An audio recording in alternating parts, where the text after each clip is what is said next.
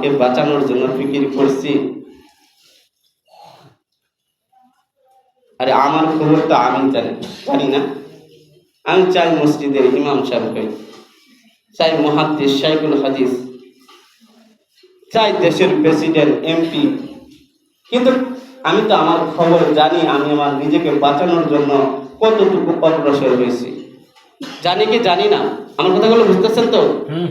হ্যাঁ, আমি জানি আমার সম্পর্কে আমি আমাকে বাঁচানোর জন্য কতটুকু ভূমিকা রাখছি।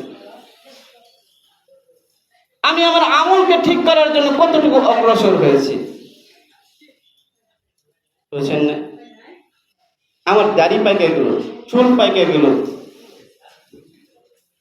ছেলে এসে গেল, ছেলের ঘরে স্ত্রী এসে গেল, তার ঘরে ছেলে এসে গেল, তারপরেও কি আমার বাঁচানোর সময় হয় নাই নিজেকে?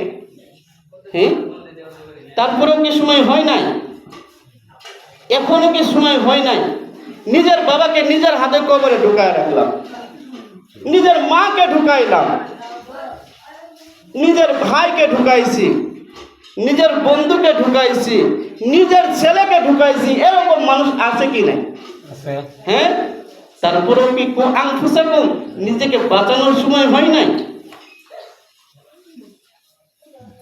মুআজ্জাজ মুহতারাম হাজিরিন, নিজের হাতে নিজের বাবাকে কবরে ঢোকানোর পরও কাহার মনে যদি এই কথা না জাগে যে আমাকে আমার বাঁচানোর সময় হয় নাই, তাহলে সে যেন জেনে রাখে